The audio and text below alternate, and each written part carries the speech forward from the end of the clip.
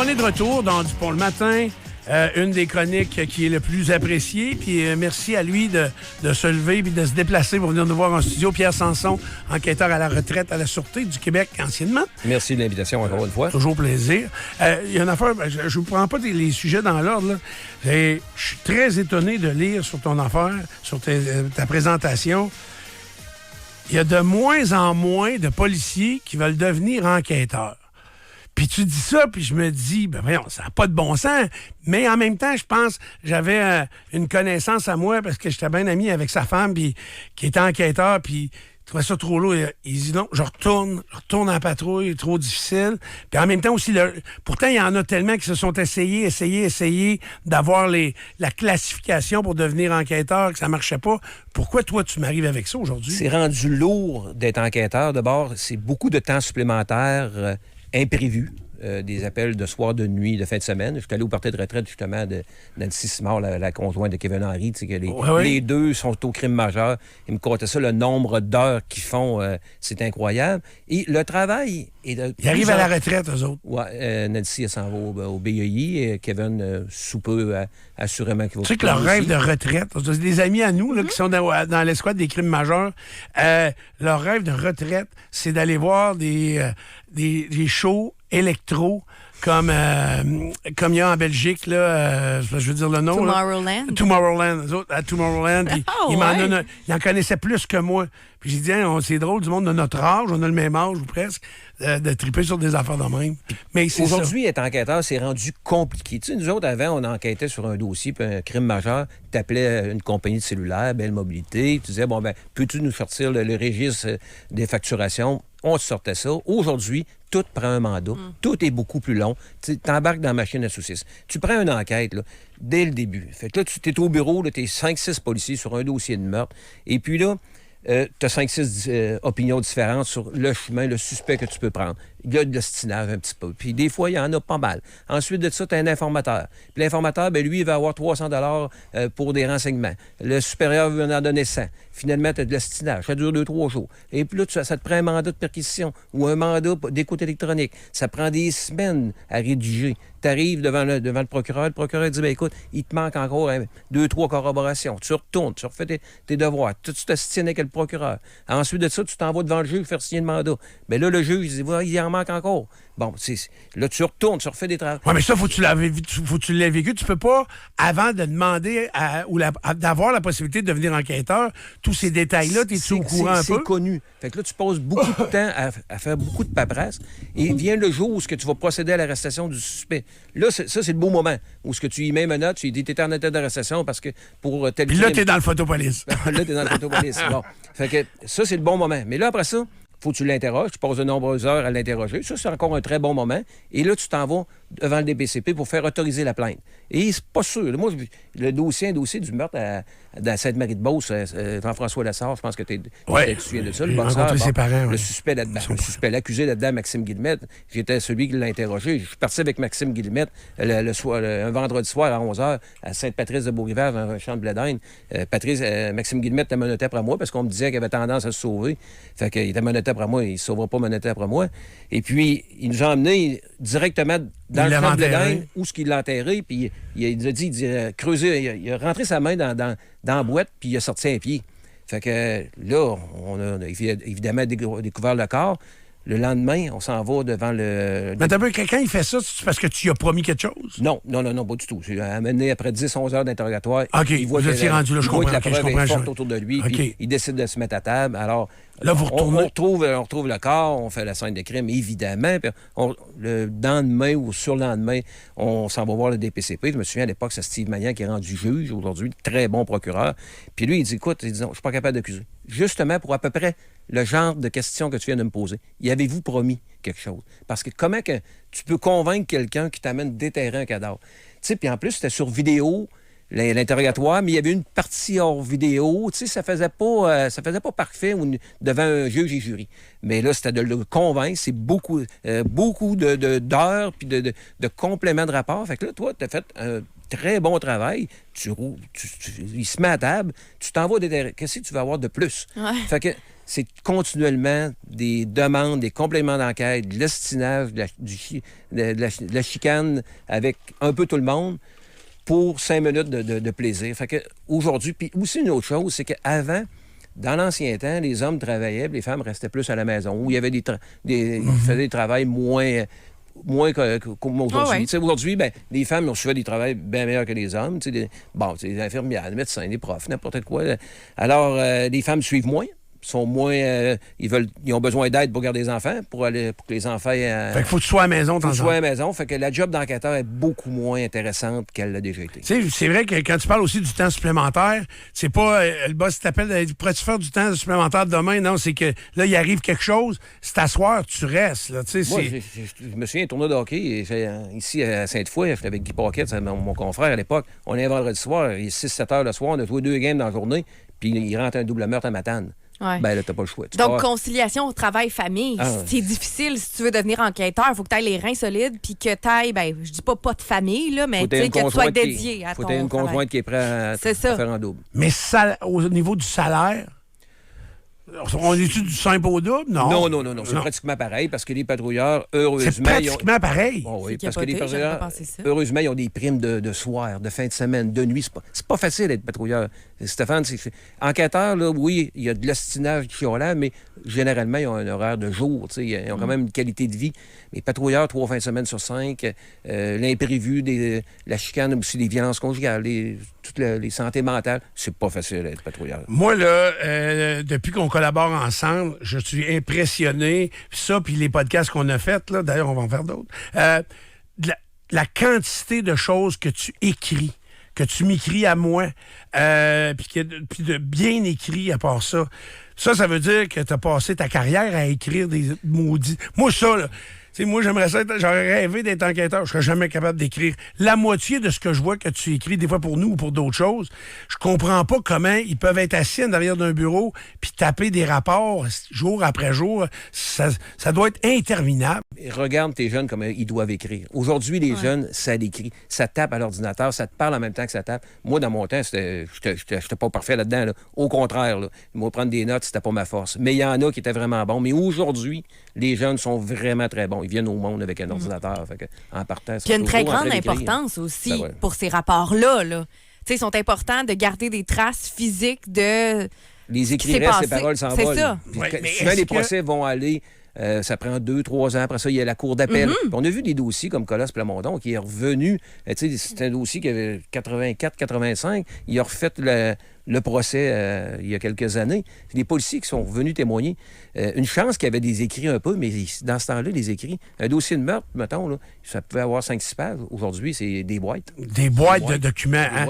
Est-ce que, je ne sais pas s'ils vont intégrer et quelle crédibilité ça aura d'intégrer l'intelligence artificielle. J'allais poser la même question. Quand on dit qu'on va chez le médecin, puis des fois, notre médecin nous dit notre discussion va avoir été rédigée ou mes notes vont avoir été rédigées par l'intelligence artificielle. Ils nous le disent, en tout cas, dans des cas, des fois, ils nous avisent. Mais tu sais, un policier qui est en salle d'interrogatoire, tu sais, j'ai visité les crimes majeurs de la Sûreté du Québec, ici, les salles d'interrogatoire. Tu sais, imagine, le gars, tu sais, t'es assis dans un petit cubicule. Vous avez vu des images déjà aux nouvelles de ça.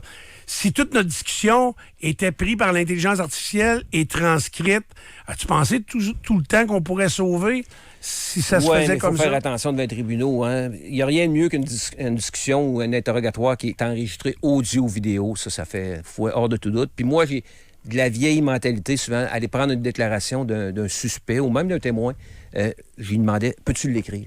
Écris-le de ta main avec tes mots. Et après ça, moi, je faisais un complément où j'écrivais des sous-questions. Mais il n'y a rien de mieux que... Tu sais, l'intelligence artificielle, ça peut être trompeur. Je pense... Je sais que les policiers regardent ça en ce moment, mais on n'est pas rendu. C'est sûr qu'ils veulent faciliter ça un peu à un moment donné, alléger en tout cas la tâche. Alors, je comprends un peu plus. Je suis très étonné du salaire. Honnêtement, j'aurais pensé... Simple au double, peut-être que j'exagérais, là, mais je croyais qu'on arrivait à des conditions salariales un petit peu plus... c'était comme un avancement, là.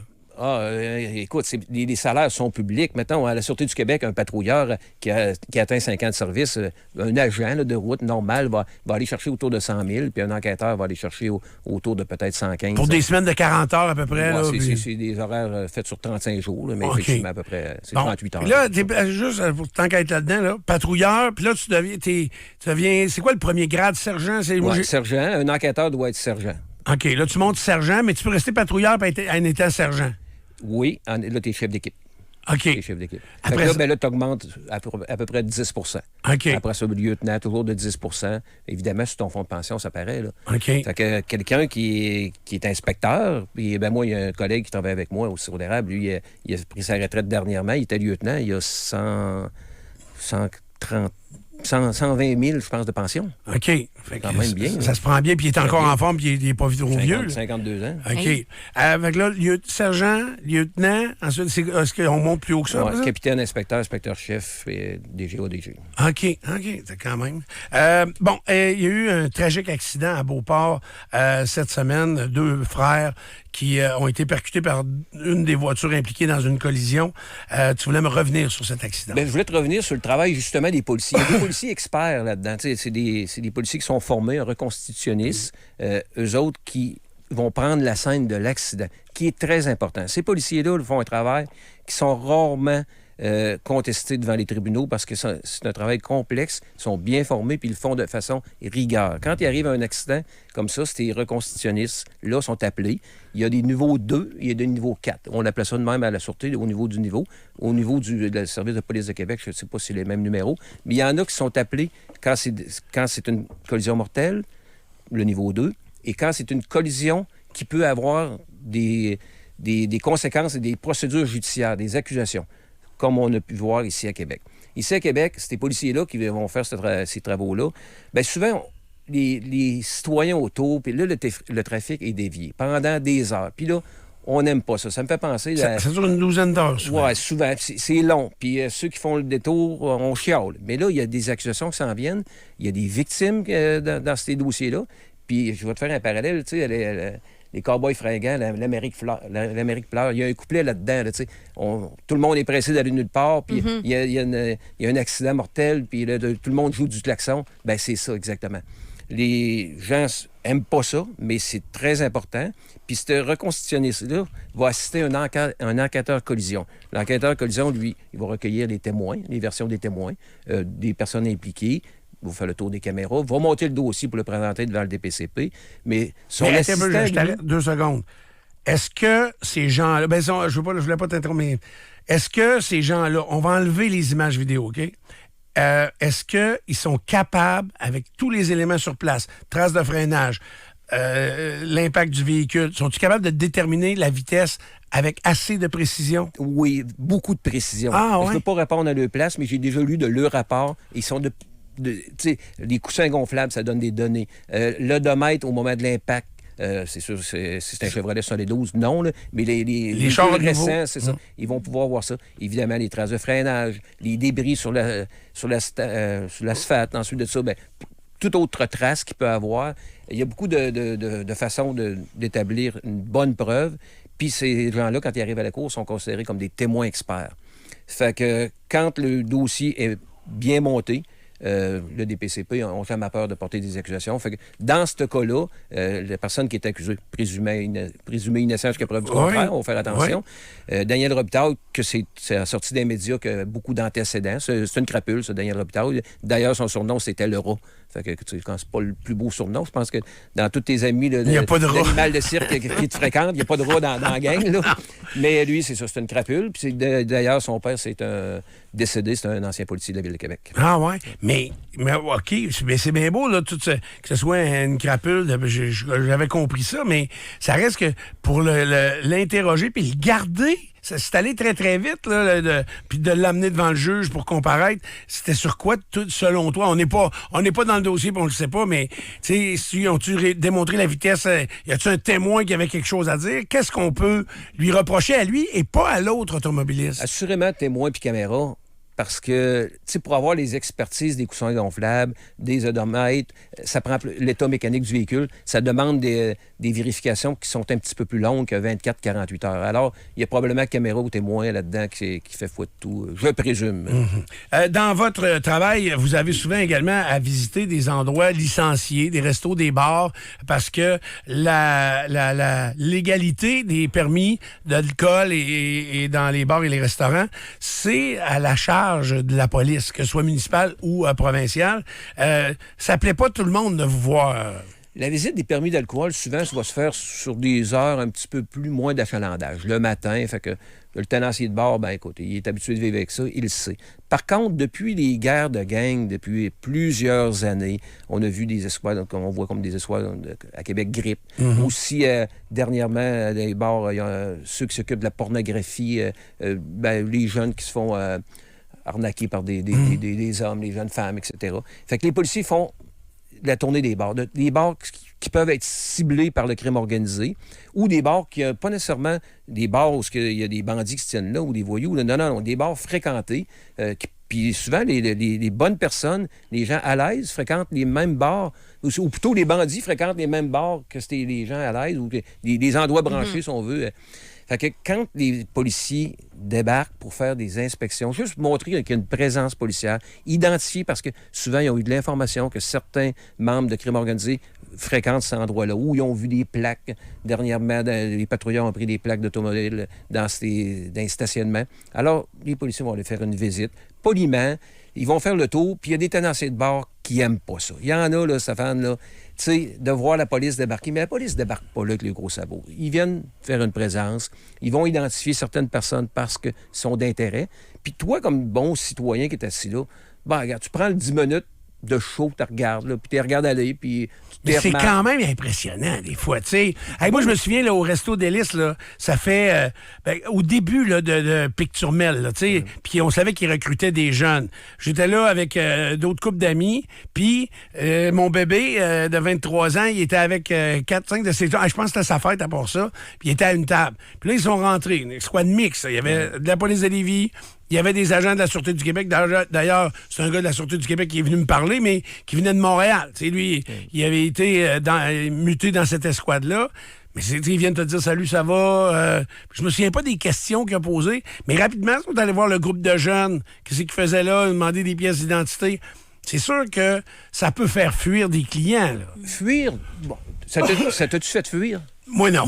Ça va faire fuir les crapules. Les canards, les clones de ballon, les rintintins, nomme-les toutes, là, ça va les faire fuir peut-être. Ça donne une douche d'eau froide les 20 minutes que les policiers sont là.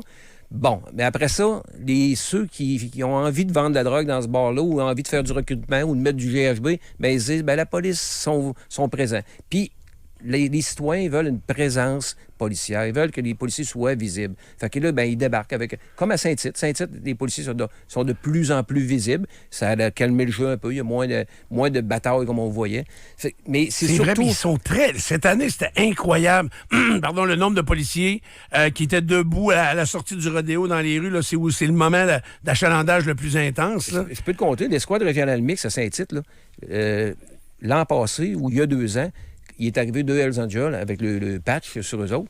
Puis là, ils ont embarqué en arrière d'eux autres, puis ils ont suivi tout le long. Tout le long. Là, les Hells Angels, ils ont arrêté de manger une poutine dans un petit casse-croûte. Ils se sont assis aux côtés d'eux autres, ils les ont encerclés. À un moment donné, ils ont lâché prise. Les gars, les Hells se sont en allés. Ils ont dit, on n'a pas de fun ici aujourd'hui. Fait que ça rassure souvent les citoyens.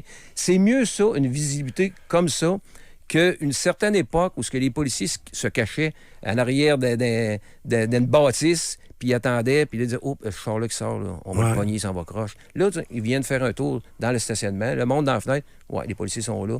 J'en prendrais pas un autre, ou bien même coller un taxi. Fait que c'est de la prévention. Oui, certains tenanciers de bord trouvent ça un peu plus dur, mais sachez que les bons clients s'en vont pas parce que les policiers sont passés. Des fois, c'est une question de sécurité. Je sais que tu as 2 grandes passions dans la vie, la police et la politique. Puis là, il y a 2 affaires qui vont un peu s'unir ensemble lors de la prochaine élection. Puis entre autres, c'est Maître René Verrette qui se présente, que tu connais. Oui, je l'ai connu, j'ai bien connu. René Verrette, je pense que tout le monde l'associe au dossier de Guy Turcotte, que c'était le procureur qui a fait le dossier en appel. Il a fait beaucoup d'autres gros dossiers. Entre autres, le double meurtre à Val-Belair en 94, monsieur et madame Lepage qui avaient été tués par les gens de Lévis, Pierre Lévesque, Jean Denver.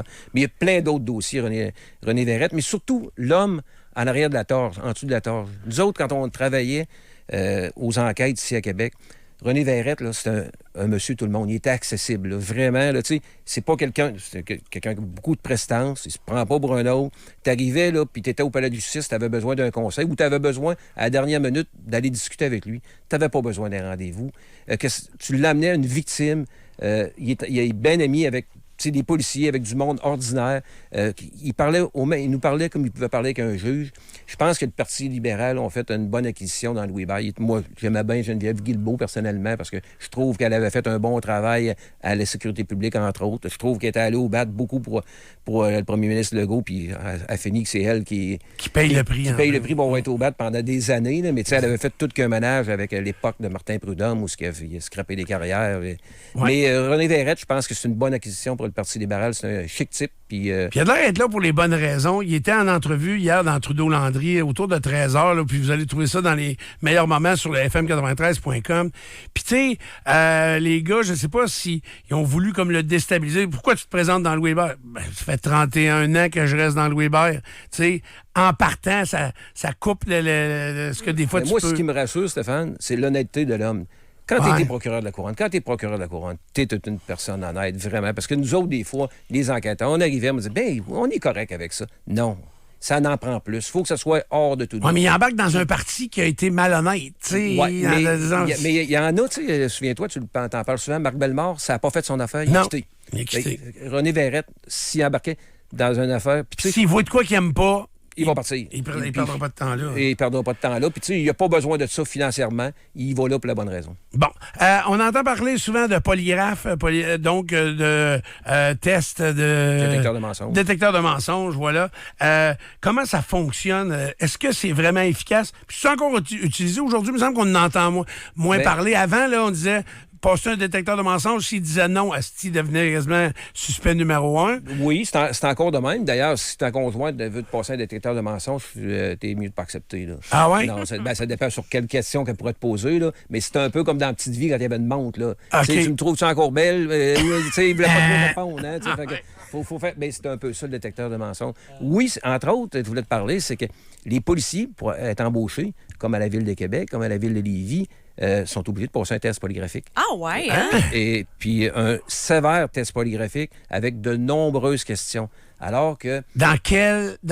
Jusque où tu vas? As-tu déjà consommé de la drogue? As-tu déjà fait un vol? Et là, souvent, écoute, un jeune à 13 ans, ça se peut qu'il vole une palette de chocolat ou des choses semblables, il ne passera pas le test. Puis il y a tellement de candidats maintenant que ils sont refusés. Fait que ça prend des jeunes qui sont aujourd'hui qui s'en vont en technique policière qui ont clean. À la Sûreté du Québec, ils ne sont pas là. À la GRC, passent des tests polygraphiques. Mais ça coûte cher. Moi, j'en reviens pas. Tu me jettes à terre. Puis quand tu arrêtes quelqu'un, mettons, pour un crime majeur, puis que tu veux lui faire passer un test polygraphique, lui, tu vas y poser seulement une dizaine de questions. Le polygraphe va y poser 10 questions. Il va y dire 3 concernant l'événement, puis les 7 autres qui n'a aucun rapport, juste pour voir comment est-ce qu'il réagit. Tu sais, sommes-nous présentement le 7 mai 2026? Oui. Sommes-nous dans les studios de Stéphane Dupont? Oui. Est-ce que c'est toi qui as tiré sur la telle personne? Fait que tu sais, il va y avoir juste 3 questions concernant, mais les policiers qui veulent être embauchés, on doit avancer. Ils peuvent pas refuser ça, j'imagine. Ils peuvent pas refuser ça si tu veux faire partie de l'embauche. Et toi, je dis toi, mais tout le monde qui un jour doute quelqu'un, un beau-frère qui est associé avec toi dans une business, puis que tu penses qu'il t'a peut-être volé, tu peux faire l'appel à des polygraphistes. C'est toujours des anciens policiers qui font ça. Ça va te coûter autour de 1500 à 2000 $. Il va passer un test polygraphique. C'est fiable au-dessus de 90 %. Parce que toi, tu l'as-tu utilisé dans des enquêtes? Souvent. Nous autres, on était comme dans une fenêtre en arrière, un peu comme on voit ici. Le suspect ne nous voyait pas, mais nous autres, on le voyait. Puis il y en a plusieurs qu'au début du test, il fait toujours un pré-test avec des cartes. Il va te montrer 11 cartes. Et puis, il dit, le polygraphe va dire, choisis-toi-en une, puis dis-moi-la pas, mais mémorise-la comme il faut. Fait que là, c'est-tu la 1? Non. C'est-tu la 2? Non. Tu dis toujours non. Puis quand il arrivait à sa carte, il disait non. Puis le polygraphiste, à la fin, il disait, je pense que ta carte, c'était le numéro 3. Il y en a, j'ai vu ça quelques fois, il se lève, puis il s'en va. Ah non, ça marche pas ta machine. Il voulait te voir que c'était pas déjouable, la machine. C'est ça. Fait que c'est une... Mais même toi qui sais comment ça marche, pourrais-tu déjouer ça? Moi, un de mes amis a été polygraphiste, puis il me l'avait fait passer le test. Il a tout de suite trouvé la carte. C'est pas déjouable. Quelqu'un qui prend des médicaments ou qui a des problèmes de santé mentale, oui, pour lui, mais on ne passe pas ces gens-là au polygraphiste. OK. Là, il y a beaucoup de jeunes, justement, tu l'as dit, l'embauche, on passe des tests comme ça, c'est encore une fois très étonnant. Ça se gère comment, ces jeunes-là? Hier, on disait dans l'émission que, tu sais, moi, je trouve maintenant que il faut être, pour être gestionnaire de personnel, il faut être très avoir le oui facile, mais en même temps, tu sais, faire la part des choses, puis avoir une certaine équité envers tout le monde. Ça doit être de plus en plus dur, gérer des postes de police. Ben, moi, c'est parce que j'ai été directeur intérimaire pendant plusieurs mois, plusieurs fois au poste, entre autres, à Bellechasse. Une gestion de oui, c'est bien le fun, ça. Moi, j'ai tendance à être comme toi. Ils appellent ça une gestion de oui dans tous les cours d'administration. C'est enseigné de ne pas faire ça. Parce que ça va bien, ça, pendant un certain temps. Mais la journée que tu vas dire non, là, ça va mal. Parce qu'ils sont habitués à se faire dire oui. Un peu comme... Comme des enfants. Exactement. Fait que il n'y a rien de mieux que de marcher avec les directives. Si toi, ici, il faut que vous soyez ici entre 6 heures et 10 heures, bien, respectez ça. Oui, il y a des moments où tu peux t'ajuster, mais puis dans les postes de police, Stéphane, là, on est au gouvernement. Hein? Puis, faire un petit parallèle encore à la politique, je voyais le 115 000 qui était octroyé pour M. Legault pour gérer ses médias sociaux. Tu sais, j'en reviens pas, là. Oui, mais ça a l'air que ça a toujours été là. Oui. Puis d'habitude, c'était pour payer du personnel. Mais là, lui, ça a toujours été là. On peut-tu commencer à couper? Ils viennent de couper beaucoup là, à l'automne, là, quand il est revenu, M. Legault. Là, il a donné un coup de barre partout dans tous les ministères. On peut-tu... Ça aurait été une belle opportunité de dire à Mme Fréchette, non, là, je pense qu'il y a un attaché de presse. Là, puis elle gérera ses médias sociaux quand s'ils vont un spaghetti, un souper spaghetti à quelque part. C'est de la micro-gestion, mais dans les postes de police, nous autres, tu sais, le budget au gouvernement, là, c'est du 1er avril au 31 mars. Là, d'arriver le 15 mars, là, la technicienne administrative venait de voir, elle disait, bon, ben, Pierre, là, dans la papeterie, là, le budget de papeterie qui est de 1 500 on a 700 qui nous reste. Il faut le gaspiller. Ouais, là, on prenait le livre, là, on va faire venir des plus beaux crayons. Au lieu des crayons à 30 sous, on va faire des crayons de pièce, puis on va faire venir une chaise. Puis des affaires qu'on n'avait pas besoin. Mais si vous ne le faisiez pas? Si on ne le faisait pas, on perdait le 700. Puis l'année d'après, au lieu de nous donner 15 cents, nous en donnait, mettons, 800. Fait que c'est de même partout au gouvernement. C'est tout des petits... C'est de la micro-gestion, tu vas me dire. Ouais. Mais ça fait des milliards. Ça fait des millions. Oui, bien, ça va faire des milliards en bout de ligne. Fait que... Puis, tu sais, je vais dire comme Tony Marino, 2 petits problèmes. J'écoutais tes collègues, Catherine Guillemette puis Alex, sont très bons. Puis, je suis pas sûr, Nico aussi, qui ont eu des médecins de famille. Ils sont tout affolés avec ça. Pourquoi que ces gens-là ont des médecins de famille au lieu de ma mère de 80 ans qui n'en a pas? Moi, Stéphane, là, à 40 ans, j'avais une médecin de famille, Catherine Jean, qui est super bonne. Puis, je lui ai demandé, je peux-tu te quitter puis laisser la place à ma mère qui a des problèmes de santé? Non, on ne peut pas. Administrativement, ils ne peuvent pas. Ça ne pourra pas être donné un peu. Tu sais, en ce moment, on va changer de gouvernement peut-être. Là. Il ne pourra pas faire comme dans le temps du COVID. Qui avait les vaccins en premier? Les personnes âgées. Les tranches d'âge, les 80. Les médecins de famille, tu sais, Nico, là, regardez sur son ordinateur. Lui, il allait sur une plateforme puis essayer d'avoir un rendez-vous, c'est facile pour lui. Ma mère de 80 ans, c'est plus compliqué. Ça pourrait-tu être octroyé en descendant comme ça? Puis, à la limite, des femmes qui sont enceintes. Oui, parce que, tu sais, ça, les personnes à risque. Les personnes à risque. Créer des catégories de niveau. Catherine puis Alex, tu sais, deux gens dans ils n'ont pas besoin de ça. Bien contents pour eux autres. Oui. Mais je pense que ça pourrait être... Bon, Alex... Je laisserai un médecin. Pierre, merci beaucoup. Je suis. Y a-t-il une opinion sur un nouveau chef de police à Québec? Ah, nouveau chef de police à Québec, oui? Je ne l'ai pas connu personnellement. Okay. Je l'ai connu de réputation. On me dit beaucoup de bonnes choses de lui. Okay. Il est bien aimé, puis ça a l'air qu'il fait l'entière satisfaction des membres qui ont été choisis. Mais généralement, le chef de police, généralement, est-ce qu'un chef de police d'un corps municipal est là pour se faire haïr un peu? Ou Non, pas du tout. Denis Turcotte, d'abord, devait avoir un mot à dire là-dedans. Denis Turcotte, il était vraiment bon. Denis Turcotte, c'était son DGA, alors on peut se fier que M. Gaudreau va faire un très bon chef de police. Mais non, il est là. Là, il y a un problème à régler, c'est la convention de travail pour rendre ses membres contents, parce que là, la convention a été échue depuis presque 2 ans. C'est en arbitre. Oh, oui, c'est devant l'arbitrage. Puis l'arbitrage, je pense qu'ils sont supposés de rendre la décision en octobre. Ça fait des policiers en ce moment qui sont trop sur place. C'est de l'argent qu'ils n'ont pas. Merci beaucoup, Pierre. Il faut s'arrêter. Vraiment, le temps va trop vite. Parce que je veux t'en reparler de quand je suis allé à SAQ pour plaquer mon bicycle. À SAQ ou à SAC? À SAC. Ouais. Moi, c'est parce que... C'est quoi? C'est terrible. Stéphane Dupont, une personne connue qui arrive là. Mais moi, à l'époque, quand j'étais à Bellechasse, sur mon heure de midi, je suis parti avec l'auto de patrouille, en uniforme. J'étais allé plaquer mon véhicule que je sors l'été. Puis moi, ma fête, c'est le 5 avril. Puis évidemment... Ben, je suis allé là le 6, puis là, j'étais à Saint-Raphaël, le bureau des plaques à Saint-Raphaël. Tu sais comment ça est fait? En dessous de la caisse. Oui. Il y a à peu près, c'est grand comme le studio aussi. Puis la madame, elle me dit, c'est parce que monsieur, votre permis de conduire est échu. Mais là, je suis en uniforme, le char de police à la porte, puis il y a 3 ou 4 personnes qui attendent.